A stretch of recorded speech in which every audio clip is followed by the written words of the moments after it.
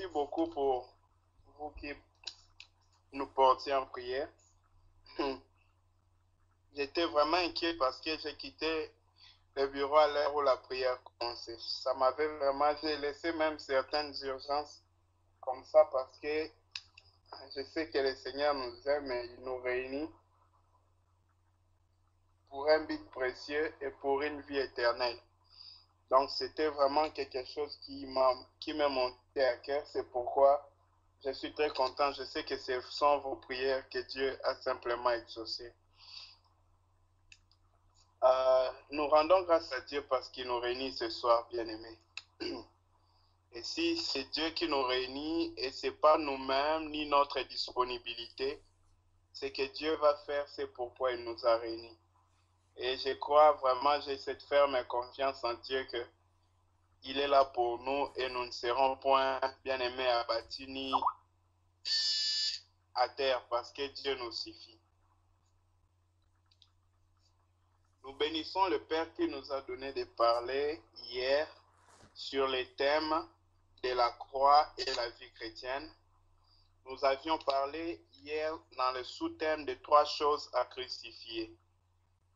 La Bible nous enseigne en nous renseignant sur 3 choses que nous devons crucifier.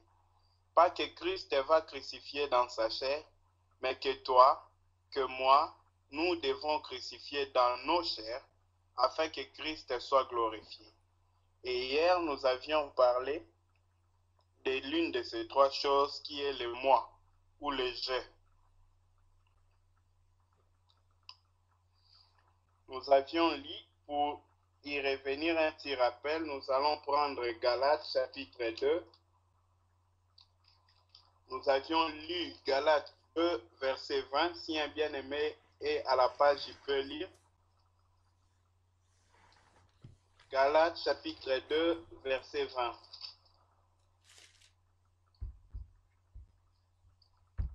Lisons la parole dans le livre de Galates chapitre 2, le verset 20. J'ai été crucifié avec Christ, et si je vis, ce n'est plus moi qui vis, c'est Christ qui vit en moi. Si je vis maintenant dans la chair, je vis dans la foi au Fils de Dieu, qui m'a aimé et qui s'est livré lui-même pour moi. Amen. Amen. Ici, l'apôtre Paul parle de la vie que lui, il vit. Il dit que ce n'est plus lui qui vit. Le lui dont il parle là, c'est le vieil homme de l'apôtre Paul. Il est là, mais il ne vit plus. Il n'est plus actif. Mais celui qui vit en lui, c'est Jésus-Christ. Et la condition pour arriver là, il faut que le je puisse être crucifié. Le je doit d'abord être crucifié avec Christ. Être crucifié avec Christ, c'est-à-dire qu'on l'a cloué et que ce je-là ne peut plus bouger. C'est-à-dire, bien-aimé, que tu auras toujours la chair physique comme ça, mais la chair ne pourra plus être active. Elle ne pourra plus manifester ses désirs qui sont de ce monde. Elle ne pourra plus manifester sa vie de ce monde. Nous voulons continuer aujourd'hui pour voir la deuxième des choses à crucifier. Hier, nous avons parlé du moi ou du je. C'est lui la source de l'orgueil. On a dit que son orgueil enfanté, bien-aimé, le manque de contentement. Et le manque de contentement enfanté, à son tour, la convoitise, l'envie. Aujourd'hui, nous voulons voir une autre chose qu'il faut crucifier. Vous allez remarquer que dans toutes ces choses que nous allons voir, toutes sont entreliées. Voilà pourquoi il était nécessaire pour nous de commencer par le je, parce que le je, il est la demeure, il est le centre, il est le noyau de toutes ces choses. Je vais lire dans Galates 5, verset 24. Je vous prie de tourner à la page avec moi. Lisons ensemble. Galates 5, verset 24.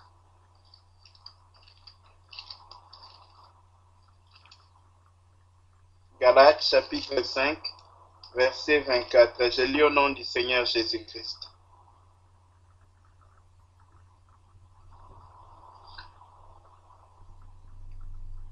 Ceux qui sont à Jésus-Christ ont crucifié la chair avec ses passions et ses désirs. Parole du Seigneur. Bien-aimés dans le Seigneur, ici on ne nous parle pas de tous les hommes. On ne nous parle pas de ceux qui vont à l'église. On ne nous parle pas de ceux qui écrivent dans leur documentation, dans leurs documents administratifs, religion chrétienne, religion, comment on dit, catholique ou protestante. Non. On nous parle de ceux qui sont à Jésus-Christ. Voilà pourquoi on va commencer par là, bien-aimés. Ici, l'apôtre Paul ne parle pas de tout le monde, moins encore de tous ceux qui se font appeler chrétiens, mais ceux qui appartiennent à Jésus-Christ. Être à X, c'est-à-dire appartenir à X. Maintenant, il faudrait qu'on puisse trouver ce qui appartient à Christ.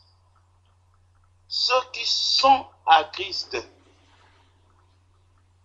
ça veut dire quoi? Être à Christ. Ici, on ne parle pas de en Christ, mais à Christ. C'est-à-dire appartenir à Christ. Être un privé, un bien privé de Christ. Être quelque chose qui revient à Christ.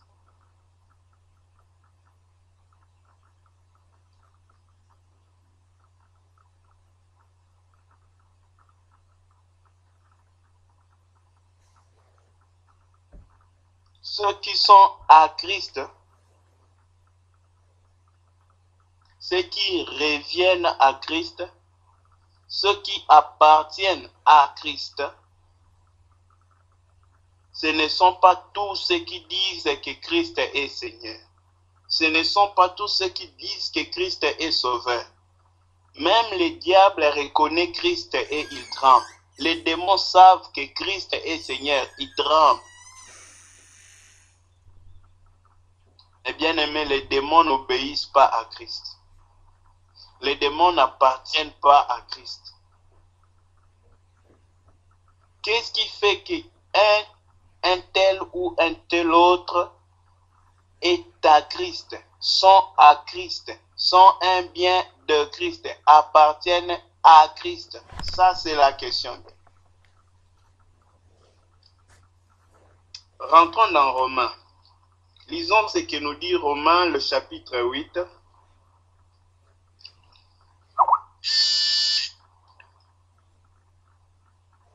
Dans Romains, le chapitre 8,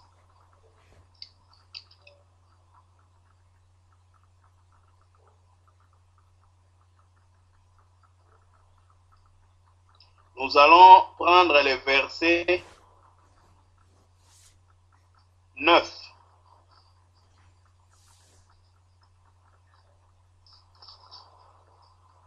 La parole nous dit ceci. Pour vous, vous ne vivez pas selon la chair, mais selon l'esprit, du moins, si l'esprit de Dieu habite en vous. Si quelqu'un n'a pas l'esprit de Dieu, remarquez la logique ici, l'évolution, la pensée, il progresse en démontrant de ce que nous avions lu précédemment à ce qu'il est en train d'expliquer ici. Il part de vivre selon la chair, entretenir les désirs, les plaisirs, la séduction de la chair. Bien-aimé, pour ceux-là, au moins, il n'en est pas question. Mais pour ceux qui marchent selon l'esprit, si l'esprit de Dieu habite en eux, car si quelqu'un n'a pas l'esprit de Christ, il ne lui appartient pas. Voilà où nous comprenons qui sont ceux qui sont à Christ. Ceux qui sont à Christ, ce sont ceux qui ont l'esprit de Christ. Cela lui appartient. Bien-aimés dans le Seigneur, Ceux qui sont à Christ, ils ont leur nature. Ce n'est pas ce qu'ils sont, ce qu'ils font. C'est ce qu'ils ont au-dedans d'eux. Ce qu'ils ont fait de ce qu'ils sont. Ce n'est pas ce qu'ils sont qui font de ce qu'ils ont ou qui leur donnent ce qu'ils ont, mais c'est parce qu'ils ont le Saint-Esprit qu'ils deviennent ce qu'ils sont. Parce qu'ils ont l'Esprit de Christ qu'ils sont authentiquement des chrétiens. C'est à cause de cet esprit qu'ils ont bien aimé qu'ils vivent la vie chrétienne, qu'ils se conforment à la vie chrétienne, qu'ils marchent selon la vie chrétienne, qu'ils vivent de la vie chrétienne.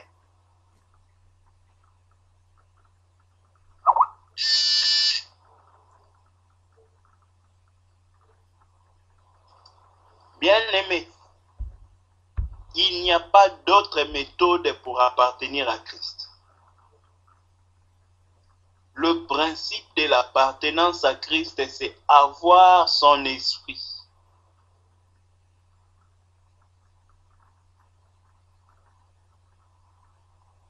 Et pour avoir cet esprit, lisons un peu ces paragraphes pour essayer d'en avoir une idée plus précise.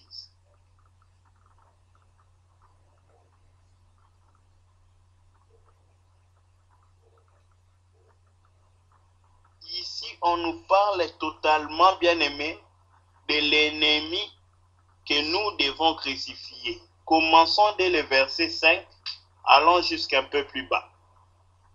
Ceux en effet qui vivent selon la chair s'affectionnent aux choses de la chair, tandis ceux qui vivent selon l'esprit s'affectionnent aux choses de l'esprit.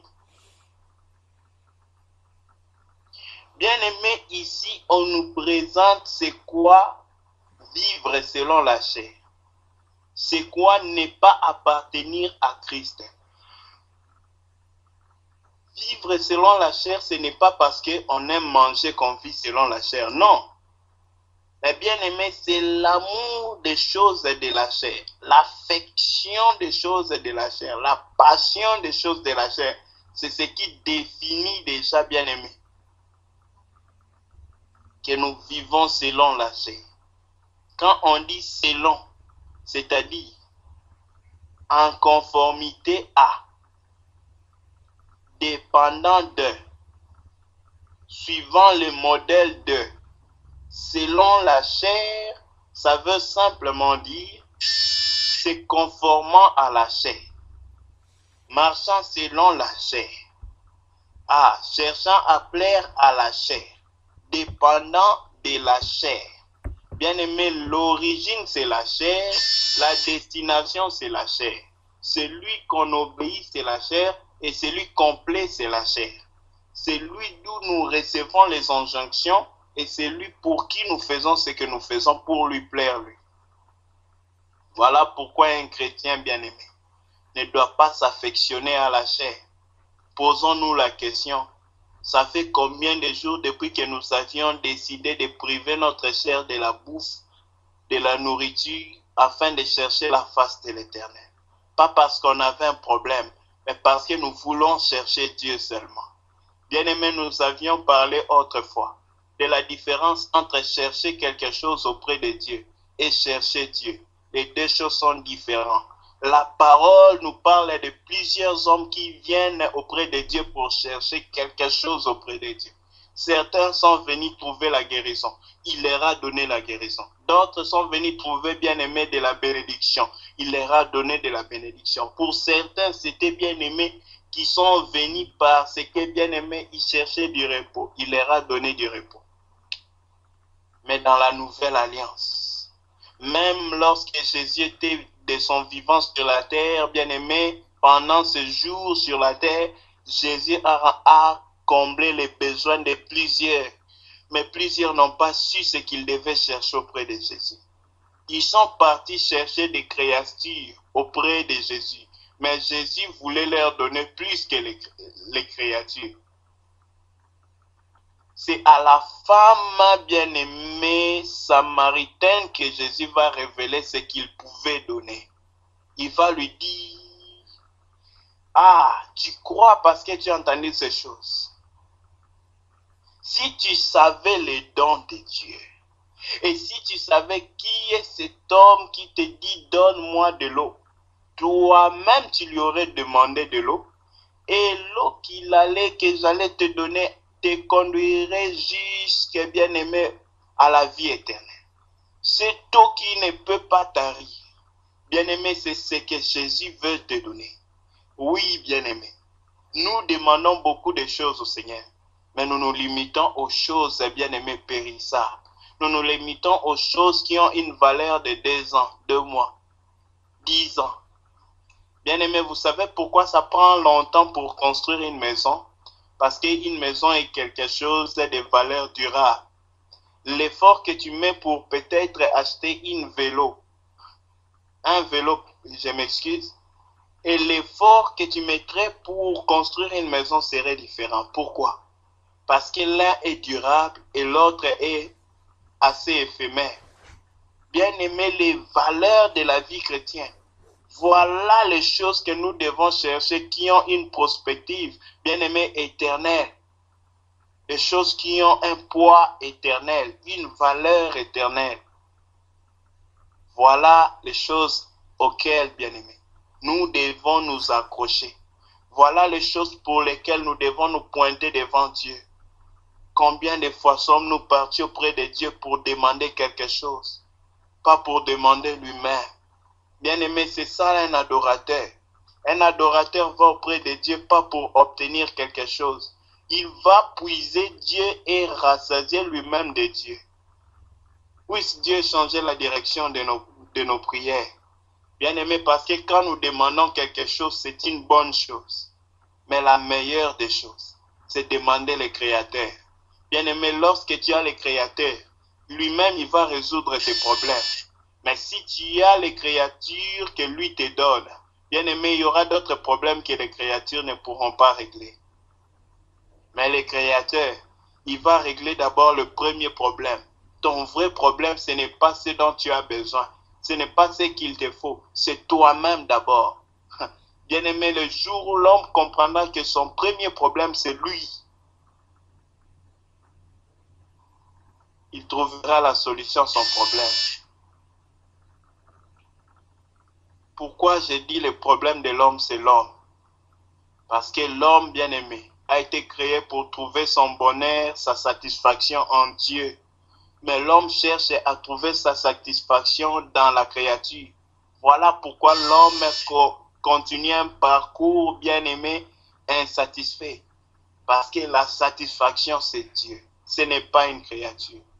Bien-aimé, souviens-toi de l'époque où tu étais en train d'ambitionner quelque chose, de cibler un parcours dans ta vie, peut-être dans tes études. Oh, quand je finirai mes études secondaires. Oh, quand je finirai mon université. Tu l'as fini. Qu'en est-il de ta vie aujourd'hui? Tu n'es qu'un humain. Bien-aimé, les prochaines ambitions que toi et moi avions, nous pouvons y arriver. Mais après ça, nous ne serons qu'humains, éphémères, ayant un souffle qui peut s'éteindre en un moment. Mortal. Bien-aimés, étant ces mortels que nous sommes, il n'y a rien de durable, il n'y a rien d'éternel, il n'y a rien de fort. Arrêtons donc, bien-aimés, de nous affectionner aux choses vaines. Les choses vaines, ce n'est pas un roupie, ce n'est pas un franc. Bien-aimés, les choses vaines, c'est toutes ces choses de grande valeur que nous nous attachons. C'est toutes ces choses de grande valeur auxquelles, bien-aimés, nous faisons, bien-aimés, la course. C'est toutes ces choses de grande valeur, bien-aimés, dans ce monde que nous ambitionnons. Ces choses-là sont réellement vaines. Et le Seigneur veut que nos cœurs se détachent de ces choses. Le Seigneur veut que nos cœurs le cherchent lui. Lorsque l'homme ne priorise pas de chercher Dieu, il commence à chercher la créature. Il commence à chercher sa satisfaction dans autre chose. Oh bien-aimé, A.W. Tozer a dit une chose. Il dit, Éternel, nos cœurs te cherchent. Nos cœurs sont sans repos en train de chercher le bonheur. Nos cœurs ne trouveront jamais le bonheur tant qu'ils ne t'ont pas trouvé. C'est toi, Seigneur, le bonheur de nos cœurs. Ouvre nos cœurs afin que nos cœurs parviennent à là où tu es. Bien-aimé, tu pourras chercher la joie, le bonheur, la satisfaction dans toutes choses, même dans la chair, même dans les choses de ce monde, même dans le plaisir qu'il y a dans ce monde, le plaisir qu'il y a dans le péché. Parce que la Bible nous parle du plaisir du péché. Eh bien aimé, tu ne seras jamais satisfait. Il y a une des conversations les plus merveilleuses que Jésus a entretenues dans ce monde. C'est celui dont je voulais bien aimer dépeler quelques traits tout à l'heure. Allons dans Jean 4.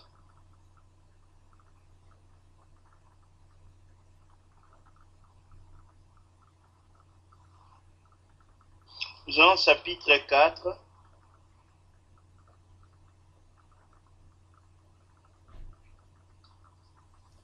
Le verset 9.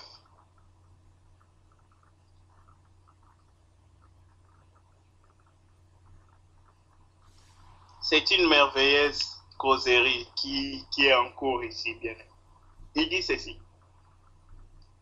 La femme samaritaine lui dit, « Comment toi qui es juif, me demandes-tu à boire, à moi qui suis une femme samaritaine? » Les Juifs, en effet, n'ont pas de relation avec les Samaritains. Jésus lui répondit, « Si tu connaissais les dons de Dieu, et qui est celui qui te dit, donne-moi à boire, tu lui aurais toi-même demandé à boire. » Oh, bien-aimé, tu lui aurais toi-même demandé à boire, et il t'aurait donné de l'eau vive. Seigneur, lui dit la femme, tu n'as rien pour puiser, et le puits est profond. D'où aurais-tu donc cette eau vive? Oh, bien-aimé dans le Seigneur, même quand Jésus parlait à cette femme, son cœur était endurci. Le Dieu de ce siècle avait aveuglé son cœur afin qu'elle ne voie la gloire des révélations que Jésus est en train de lui étaler. Jésus était en train de faire voir à la femme que j'ai une eau que je peux te donner, cette eau-là finira ta soif.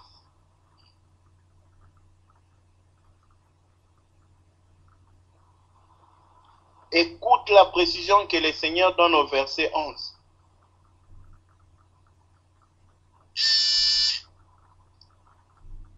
Attendez.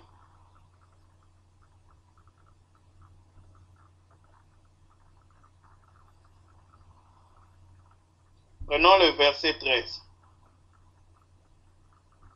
Quand la femme va lui demander, tu es plus grand que notre père Jacob, qui nous a donné ce puits et qui en a bu lui-même, ainsi que ses fils et ses troupeaux, Jésus lui répondit, quiconque boit de cette eau aura encore soif. Mais celui qui boira de l'eau que je lui donnerai n'aura jamais soif. Et l'eau que je lui donnerai deviendra en lui une source d'eau qui jaillira jusqu'à dans la vie éternelle. Bien-aimé, c'est ça l'eau qui vivifie. Ah, il y a des eaux qui donnent soif. Bien-aimé, il y a des choses que tu cherches qui vont te rendre encore affamé des choses de ce monde. Tout autre que tu cherches qui n'est pas Christ, bien-aimé, te rendra encore assoiffé. Parce que tu bois des eaux qui donnent la soif. Mais il y a une eau qui étanche la soif. Le jour où tu vas boire de cette eau, tu ne chercheras plus d'eau. Parce que, bien aimé, cette eau deviendra une source d'eau. Elle va calmer ta soif. Elle va étancher, elle va satisfaire ta soif. Voilà pourquoi, bien aimé dans le Seigneur, notre affection, elle est où? Notre affection est à Jésus-Christ ou à quelque chose d'autre? Ceux qui appartiennent au monde s'affectionnent, bien aimé, à la chair. L'amour de la chair. la passion de la chair, l'affection de la chair, l'attachement à la chair, cherchant à faire ce que la chair nous demande. Bien-aimé, notre ennemi n'est pas le voisin. Ce n'est pas celui qui a parlé en mal contre nous. C'est la chair, bien-aimé, qui parle plus haut, plus fort que nos ennemis physiques, si certains en ont. Plus fort que ceux qui nous veulent du mal, bien-aimé. Notre véritable ennemi, c'est notre chair qui s'oppose à Dieu. Et c'est lui que nous devons crucifier. Un chrétien, c'est lui qui a le Saint-Esprit, parce qu'il chérit le Saint-Esprit que Dieu chérit aussi. Celui-là va crucifier la chair afin de rendre l'esprit libre en lui. Ceux qui sont à Christ crucifient la chair. La seule manière pour un chrétien d'aimer Christ, bien-aimé, c'est de crucifier le jeu, ensuite crucifier la chair. Parce que la chair, c'est le lieu bien-aimé des désirs. C'est le lieu où bien-aimés sont engendrés, enfantés, les désirs. Tout désir bien-aimé qui ressemble aux eaux, les eaux des puits de Jacob, ces eaux ne satisferont jamais quelqu'un. Et bien-aimé, c'est lui qui va boire ces eaux de la chair. Celui qui cherche à être rassasié par les eaux de cette chair. Celui qui cherche à être satisfait par la chair, bien-aimé, périra. Mais celui-là qui trouve la source d'eau intarissable, bien-aimé, il sera rassasié. Il n'aura plus faim des eaux pour revenir auprès des eaux de Jacob. Il ne cherchera plus à chercher l'eau de la chair, les plaisirs de la chair, la satisfaction de la chair, le bonheur de la chair, parce qu'il a trouvé le bonheur de bonheur. Il y a un cantique que nous chantions à Lubumbashi. Nazui bozui ya solo, Yesu yo bozui nanga, Masiya yo kumama. Esika bozui ezali, esika motema ezali. Là où le bonheur de l'homme est, là où est son cœur. Oh Seigneur, j'ai trouvé le vrai bonheur. Jésus, tu es mon vrai bonheur. Bien-aimé, celui qui trouve Jésus ne peut plus encore courir vers les eaux de ces morts. Si tu veux, si je veux, bien-aimé, m'examiner, sonner ma vie, si réellement j'ai déjà découvert Jésus, bien-aimé, en un seul mot, en un bref mot, l'amour du siècle présent, l'amour de la chair, l'amour des convoitises de la chair, l'amour des plaisirs de la chair, l'amour de la séduction de la chair. Ces choses, bien-aimé, as-tu de l'affection pour elles? Si oui, bien-aimé, nous n'avons pas encore reçu Jésus. Nous ne l'avons pas au-dedans de nous. Parce que Christ va te donner le dégoût de ces choses. Bien-aimé, une femme normale ne mangeait pas la mangue. Mais le jour où, bien-aimé, elle reçoit un enfant dans son ventre, elle commence à aimer la mangue et à dégoûter les choses qu'elle aimait avant. D'où viennent ces envies, bien-aimées? Ce n'est pas elle qui veut, ce n'est pas elle qui fait, ce n'est pas elle qui désire. C'est l'enfant qui vit au-dedans d'elle, qui manifeste ses désirs en elle. Bien-aimé, d'où vient que le désir du péché prend encore beaucoup de place dans nos cœurs?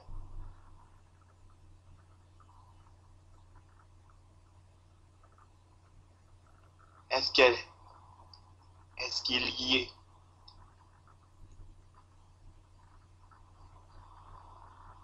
Est-ce qu'on a reçu l'Esprit du Seigneur? Cet esprit qui convaincra l'homme. Beaucoup de gens cherchent le Saint-Esprit aujourd'hui par les miracles. Beaucoup de gens cherchent le Saint-Esprit aujourd'hui, bien aimé par le parler en langue. Non, non, non, non, non. La Bible ne nous montre pas plusieurs endroits où Jésus parlait en langue. La Bible ne nous parle pas seulement des endroits où Jésus bien aimé, mais la Bible parle de Jésus qui bien aimé au jour où il a reçu le Saint-Esprit, la Bible déclare qu'avant que le Saint-Esprit commence son ministère, le Père avait trouvé toute sa satisfaction en Jésus-Christ. Il dit, celui-ci est mon Fils en qui je suis plu, en qui je suis satisfait. Qu'avait Jésus pour satisfaire le Père? Bien-aimé, il était bien-aimé et il avait l'Esprit de Christ. Mais cet esprit marchait seulement pour plaire à Dieu. Cet esprit les convainquait de goûter les péchés. Cet esprit l'avait convaincu du jugement. Voilà pourquoi, bien-aimé, l'homme Jésus marchait avec la crainte de Dieu. Et lorsque le péché frappait à la porte de son cœur, le Seigneur Jésus-Christ, il criait avec larmes et crie à celui qui pouvait le délivrer du péché, de la mort du péché. Bien-aimé, voici la marche d'un chrétien. Dieu ne nous appelle pas à haïr la chair, mais à haïr, bien-aimé, les fruits de la chair. À haïr, bien-aimé, les manifestations de la chair. Car cette chair ne va pas plaider pour nous devant le trône du jugement. Que le Seigneur nous bénisse.